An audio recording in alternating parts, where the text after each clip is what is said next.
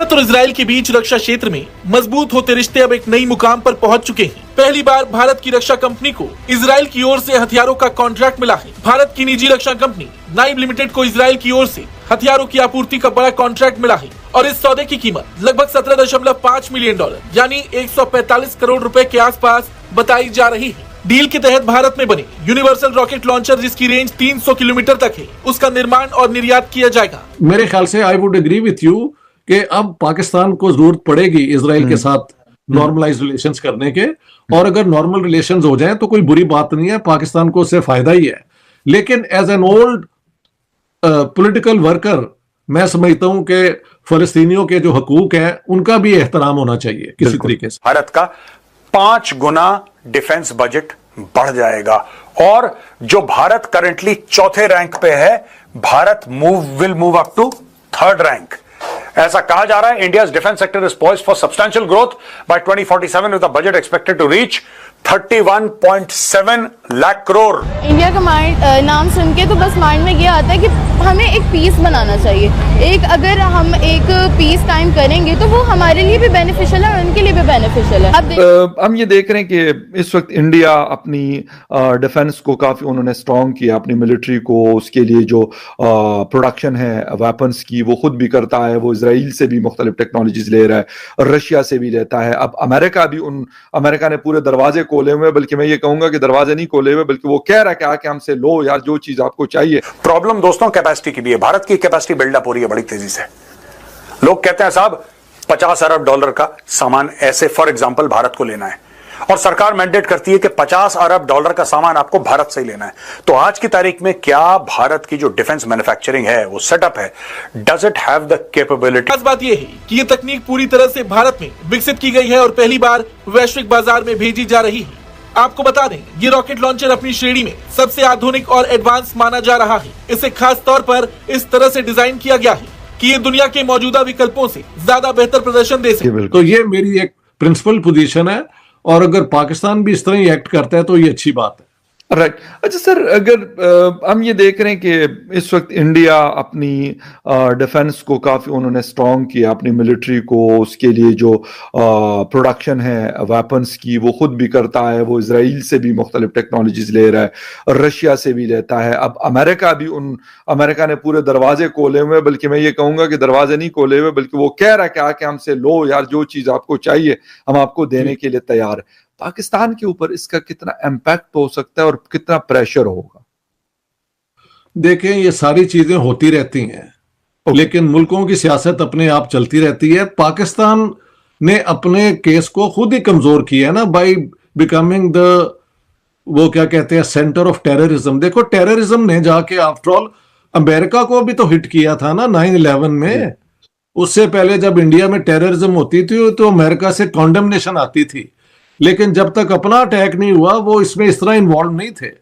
लेकिन जब से उन पे अटैक हो चुका है अलकायदा का, तो उसके बाद टेररिज्म के खिलाफ अमेरिका की भी एक वही पॉलिसी है जो इंडिया की है, और अब पाकिस्तान भी कहता है हम टेररिज्म के खिलाफ हैं।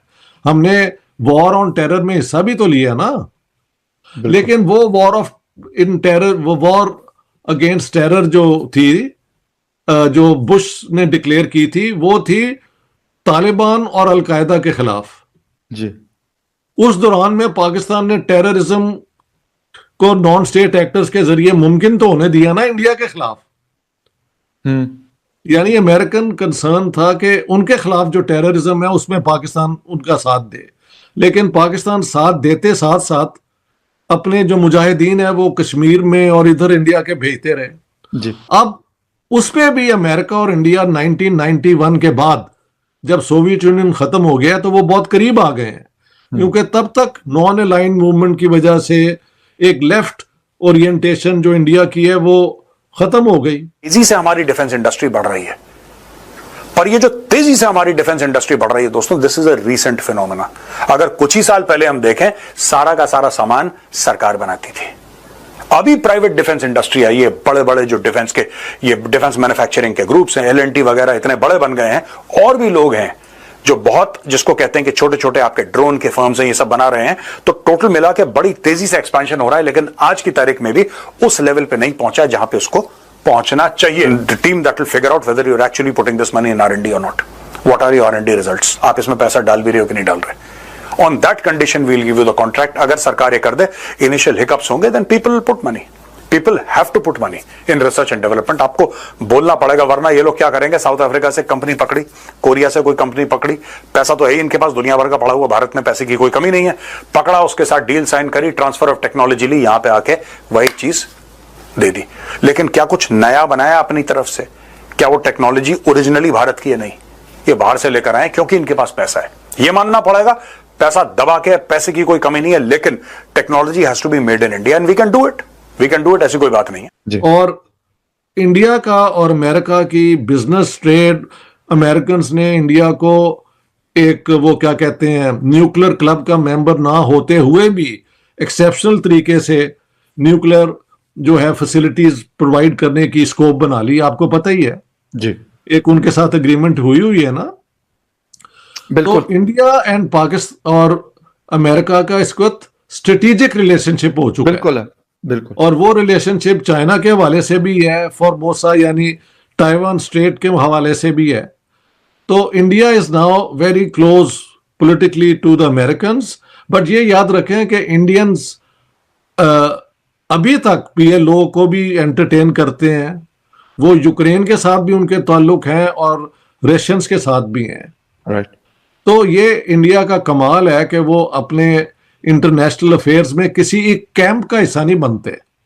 बैलेंस रखा हुआ है, बैलेंस रख के वो चलते हैं और अक्सर वो उसमें कामयाब भी हो जाते हैं.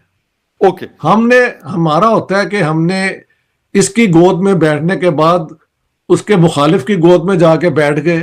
जी. तो आप मुख्तलिफ गोदें बदलते रहें और खुद अपनी लातों पे ना खड़े हो, तो एक दिन यही होता है कि आप अकेले रह जाते हैं. Exactly, exactly. तो बिल्कुल सर. पाकिस्तान को अब खुद फैसला करना होगा कि हम एक बहुत बड़ा मुल्क है, 220 मिलियन पीपल. जी, जी. हमारी फौज एक बहुत बड़ी फौज है. जी. हमारी न्यूक्लियर जो वो है, थ्रेट की बात पे नहीं कर रहा, अपनी डिफेंस के लिए वो भी बिल्कुल हमारे पास है, क्रेडिबल डिफेंस है. जी, जी.